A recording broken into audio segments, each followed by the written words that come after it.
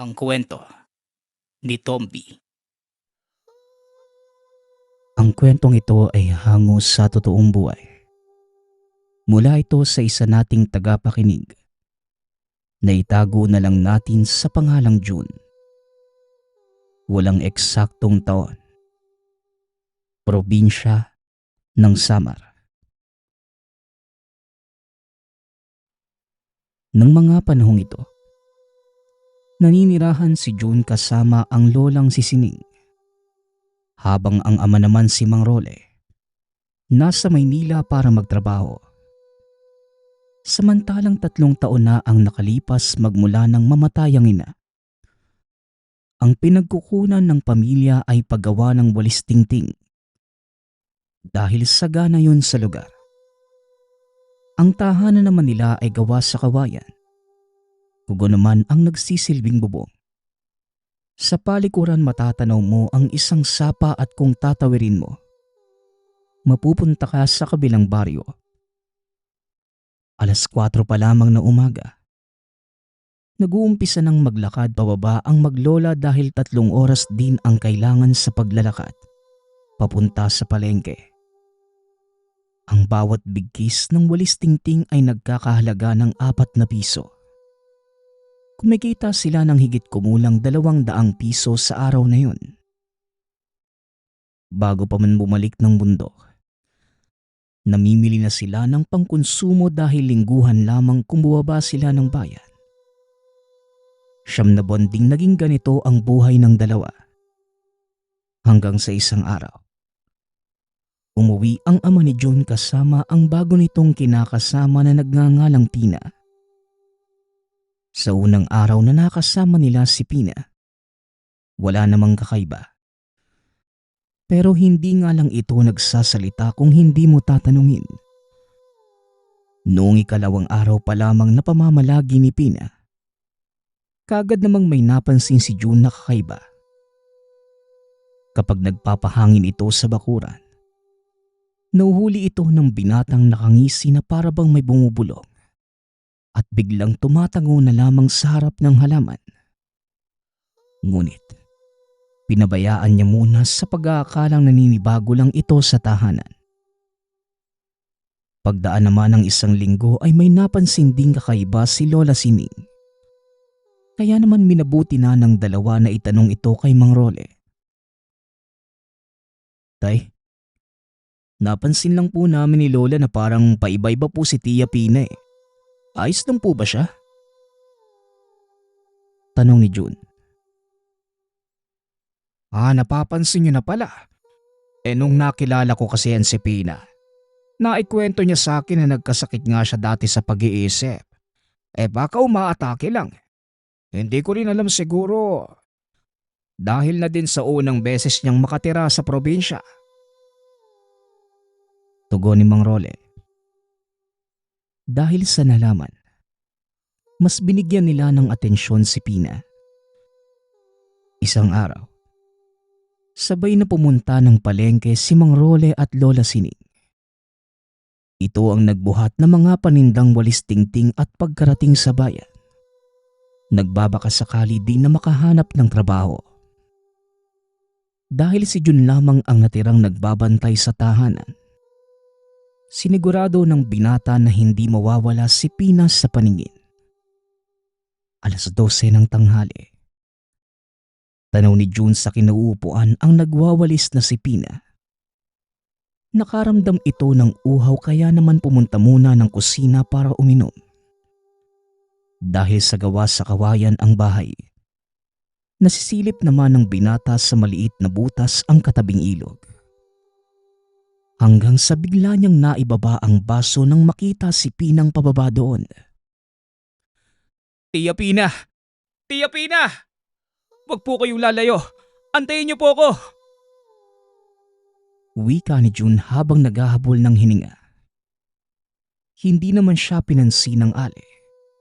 Diretso lang ito sa paglakad. Kaya naman sinundan lamang ito ni June hanggang sa makarating sa isang bahay sa tabi ng ilog. Sa tagal ng paninirahan nila sa bundok, ang buong akala ni June ay sila lamang ang pamilyang nakatira. Kaya napaisip ang binata kung sino ang nakatira doon. Dali-daling pumasok si Pina sa kubo. Kaya naman binilisan na ni June ang paglalakad. Naramdaman ito ang pagbao ng isang maliit na kahoy sa paa. Kaya napaupo muna sa tabi at halos ilang minuto din bago niya ito natanggal. Nang marating ni June ang kubo, sumilip siya sa isang maliit na bintana. Dito niya nakita na may nagpainom kay Pina ng kung anong bagay mula sa garapon. Bigla siyang napaatras sa sobrang baho na nagmumula sa loob ng bahay. Habang nakatakip ang mga kamay sa ilong, pinagmamasdan naman niya ang matandang lalaki na nagpainom kay Pina habang nag-uusal.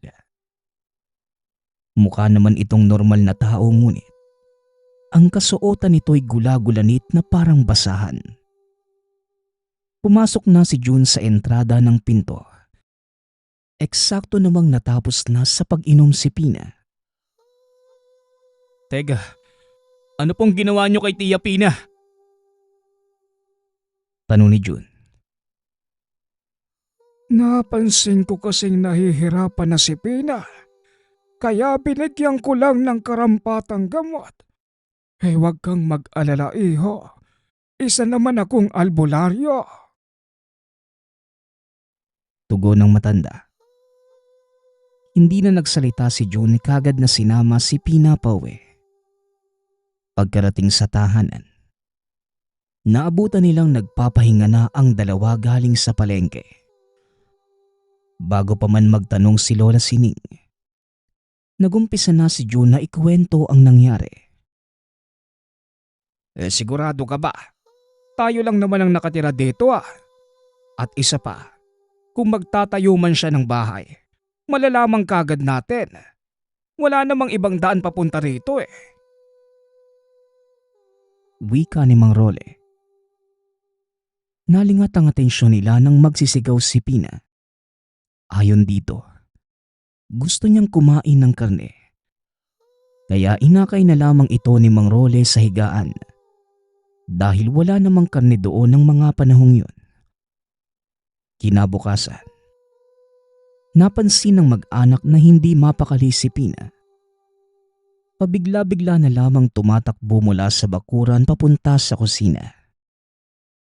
Kapag tatanungin mo naman kung gutom ba o kaya naman may gustong kainin, ang tanging sagot nito ay karne.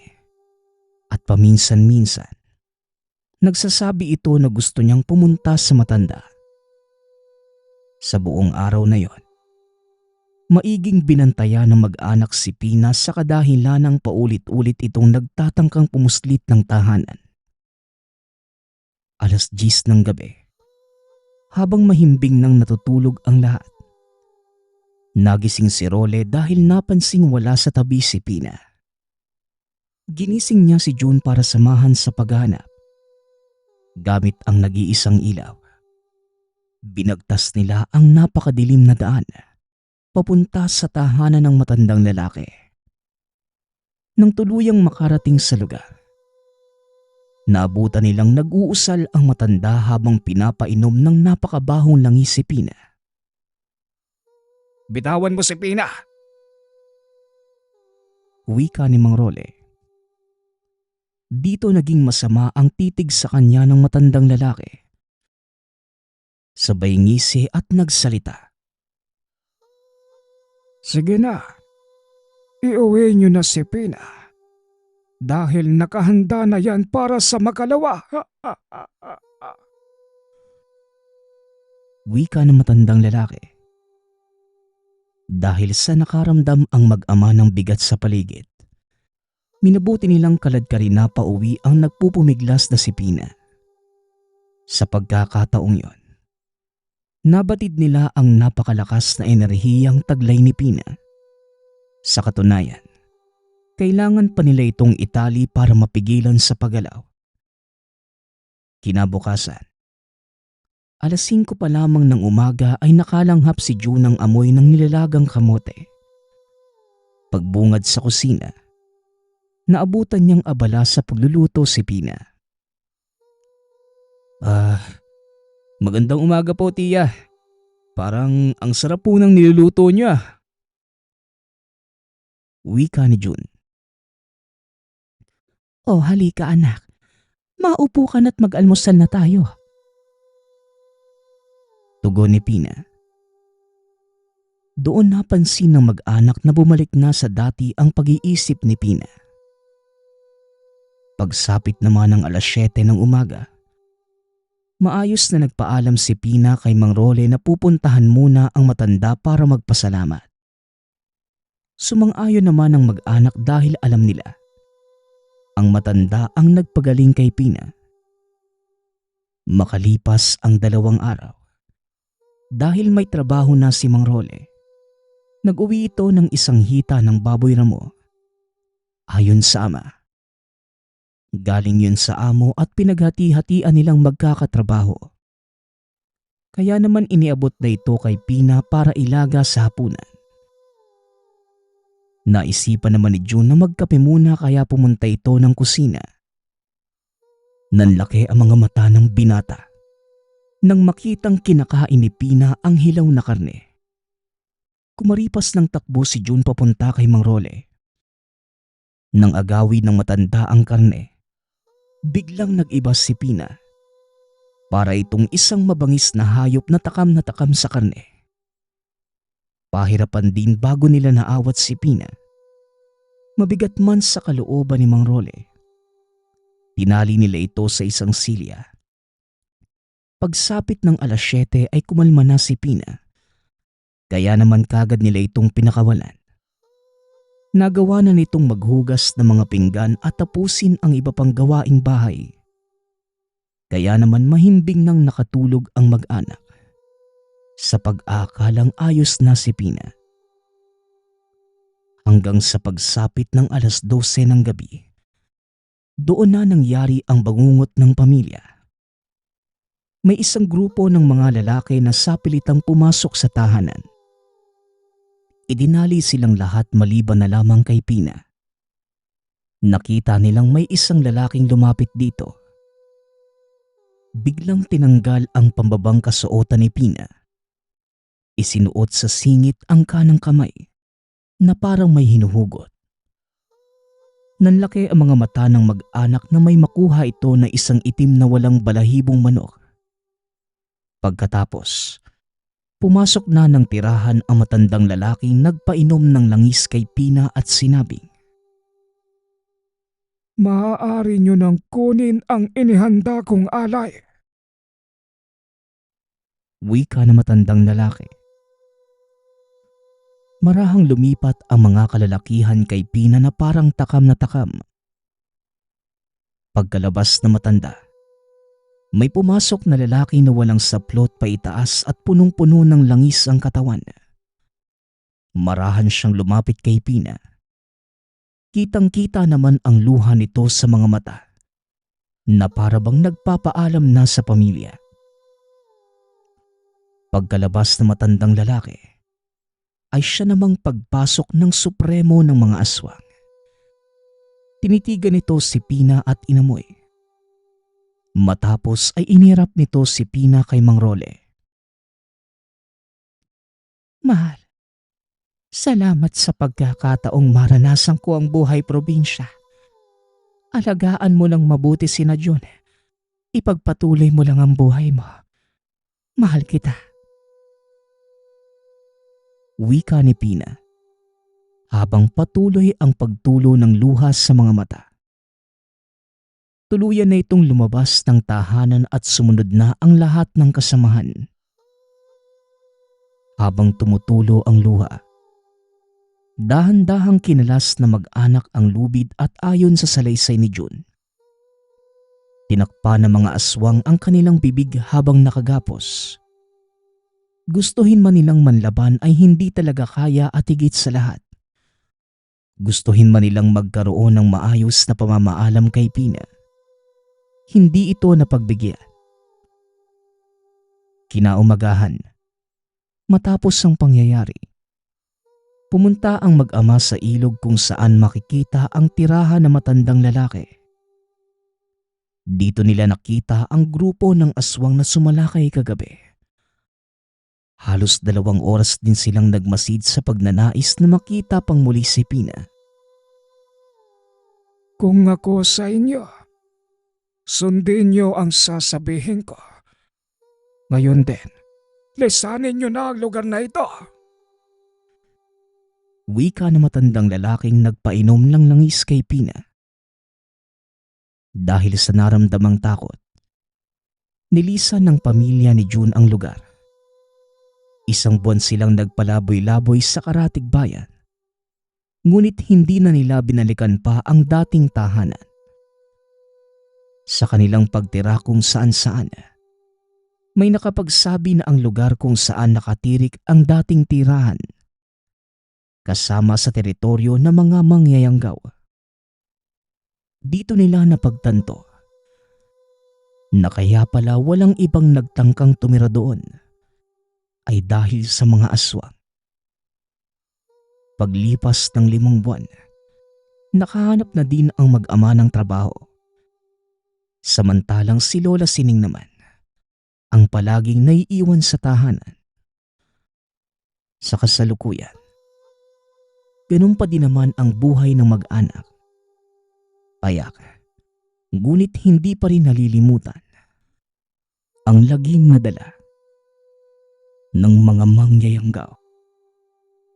Ang susunod nating kwento ay mula sa isa nating tagapakinig. Naitago na lang natin sa pangalang Nita. Taong 1979. Santo Cristo, Sorsogon. Dadalaw na naman ba kayo sa tabing ilog? Ano bang meron sa lugar na yon?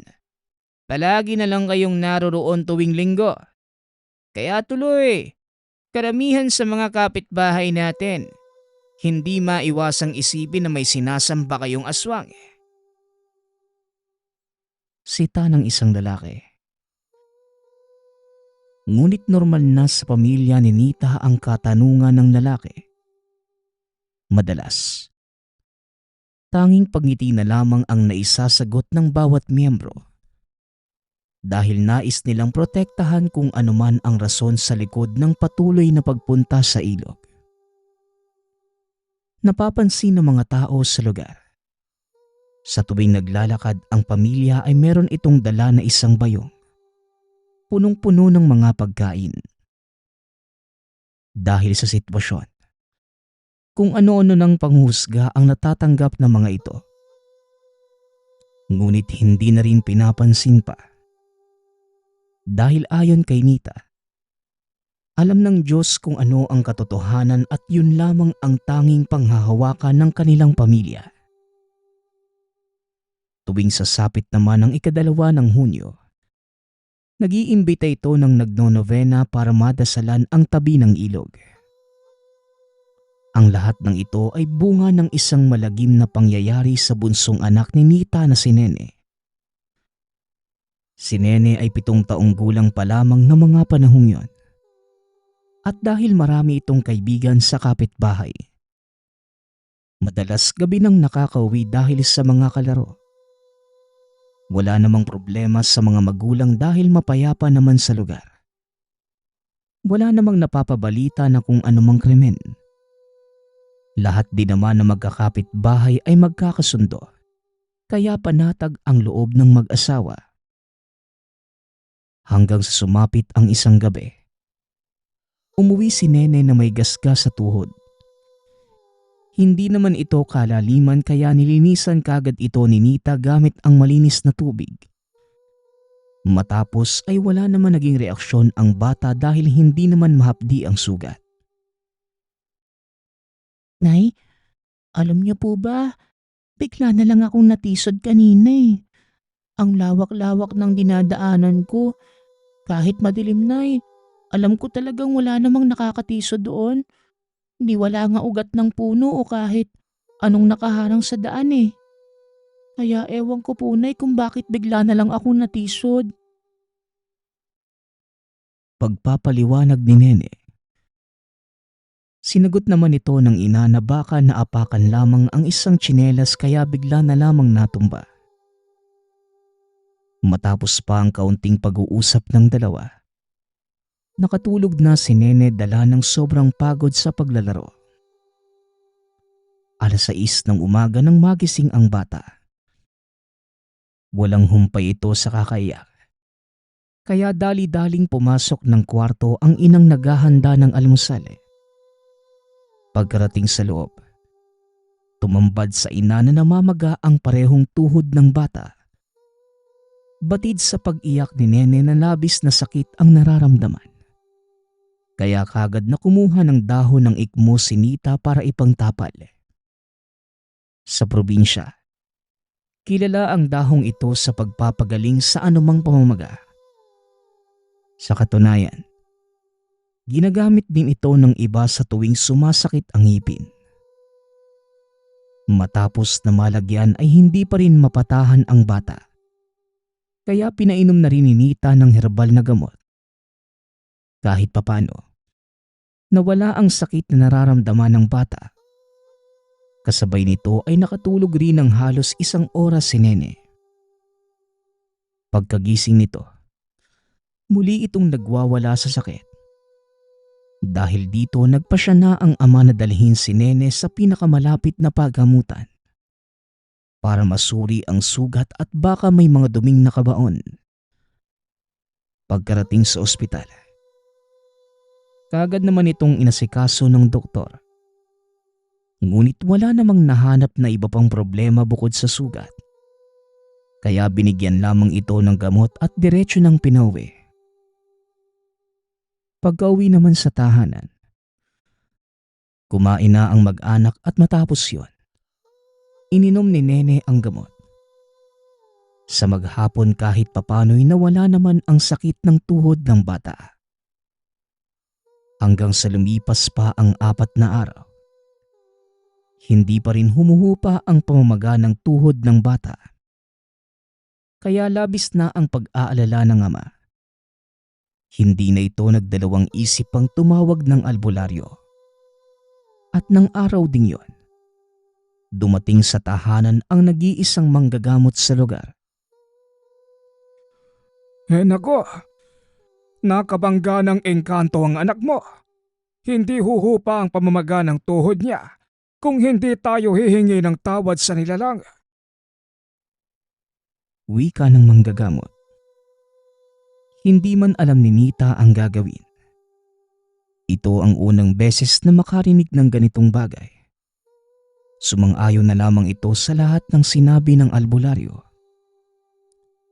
5:00 ng hapon, habang karga ng ama si Nene, nasa likod naman nakasunod si Nita at ang albularyo.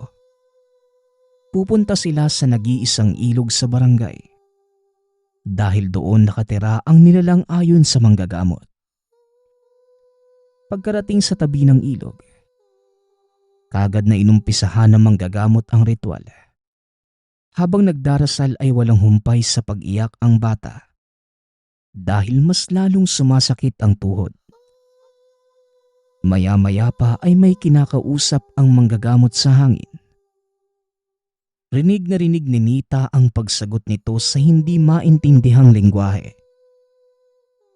Halos kalahating oras din ang naging pag-uusap ng dalawa. At nang matapos, nawala ng malay ang bata. Nataranta naman ang ina ngunit pinakalma ito ng manggagamot. Sinabing tapos na ang pagpapataw ng parusa at kinakailangan na lamang magpahinga ni Nene. Dagdag pa ng albularyo, kaya nagpataw ng sakit ang nilalang. Dahil nabangga ni Nene ang anak nitong batang engkanto. Matapos ang iba pang pagpapaliwanag ng manggagamot, umuwi na ang pamilya. Pagkarating ng tahanan, hindi naman maipinta ang saya sa mukha ng mag-asawa nang masilayan ang anak. Gising na ito at tuwid nang nakakapaglakad.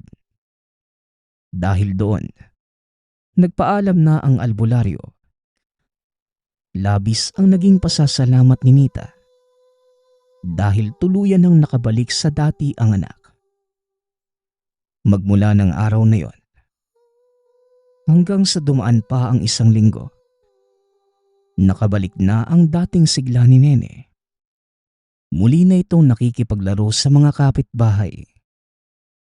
Ngunit nililimitahan na ng ina kaya bago pa man magtakip silim, nasa tahanan na palagi. Hanggang sa isang araw, bandang 3:00 ng hapon, nasa tahanan na ang bata. Nakatulog ito sa upuan sa labas. Gawa ng mahimbing ang pagkakatulog ay hindi na ginising pa ng ina. Mapresko naman sa lugar kaya hinayaan na lamang ito. Gabi na nang magising si Nene. Kagad itong niyaya ng ina na maghapunan. Ngunit kahit anong pagtawag ni Nita, hindi siya nililingon ng bata. Nakatulala lamang ito sa upuan kaya lumapit na si Nita. At nang akmang hahawakan na sana sa braso, tumayo ang bata at diretsyong naglakad palabas. Paulit-ulit sa pagtatanong ang ina ngunit hindi ito pinapansin. Kaya naman ang tanging nagawa na lamang ay sundan ng bata. Sa paglalakad, batid ni Nita na papunta sila sa ilog. Kaya hinawakan niya ang kamay ng anak. Ngunit napakalakas ni Nene ng mga sandaling yun. Halos matumba pa si Nita dahil sa pagpupumiglas ng anak. Gawa ng hindi na mapigilan pa si Nene. Sumunod na lamang si Nita. Pagkarating sa tabi ng ilog, may isang nilalang na biglang lumabas galing sa kawalan. Matikas ang pangangatawan na. Lubog ang mga mata. Napakahaba ng buhok at kulay patay na berde ang buong katawan na tila matagal nang nilulumot. Nang masilayan ito ng anak ay naging hanggang tenga ang ngiti ng bata. Nag-usap ang dalawa habang si Nita naman tumakbo papalapit para sana hilahin ang anak pauwi. Ngunit bigla na lamang nang hina ang ina at walang ano-ano'y naging bato ang anak. Nakahiga ito sa tubig at kitang-kita ang hulma ng katawan. Tumakbo ito papalapit ngunit huli na ang lahat. Hindi na muli pang bumalik ang anak at nanatili na lamang na bato. Dahil hindi na alam ang gagawin, umuwi ito ng tahanan para ipaalam sa asawa ang mga nakita.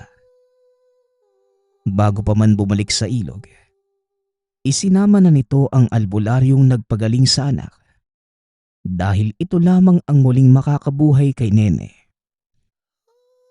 Pagkarating sa lugar, hinawakan ng manggagamot ang bato ngunit napailing na lamang. Pasensya na Nita, pero hindi ko na magagawan pa ng paraan ang katawan ng bata. Dahil sa pagkakataong ito, nasa kaharian na siya ng mga engkanto. Itong batong nakikita nyo ay patay na katawan. Sigurado din ako na ang kaluluwa ni Nene nasa kaharian na rin. Maaaring hindi basta-basta nagpapatawad ang engkanto dahil sa nabangga ni Nene ang anak niya at maaari ding namatay. Pasensya na pero may mga pagkakataon talaga. Sobra ang kabayaran na hinihingi ng mga nilalang. Pagsasalaysay ng manggagamot, hindi na rin ito nagtagal pa sa lugar. Nagpaabot na lamang ng pakikiramay sa mag-asawa. Magmula ng araw na yon, masakit mang tanggapin ngunit wala nang nagawa ang mag-asawa, kundi paunti-unting tanggapin ang sinapit ng anak. Sa paglipas ng mga araw, tinabunan nila ng mga bato ang katawan ng anak para hindi mapansin ng iba ang nangyari. Yon ang natatanging dahilan ng pamilya sa madalas na pagdalaw at pagdala ng pagkain sa tabing ilog. Ayon sa mga ito, hindi na mahalaga kung sabihin pa man ng iba na nababaliw na sila. Dahil yun na lamang ang nagiging paraan para makasama ang anak na nawala ng dahil lamang sa tisod ng engkanto. Nagpapasalamat nga pala ako sa nagpadala ng ating kwento. Naway nagustuhan niyo ang inyong napakinggan. Nagpapasalamat din ako sa lahat ng patuloy na nakikinig at sumusuporta sa ating channel. Naway patuloy niyong suportahan at pakinggan ang ating mga kwento. Hanggang sa muling pakikinig. Paalam.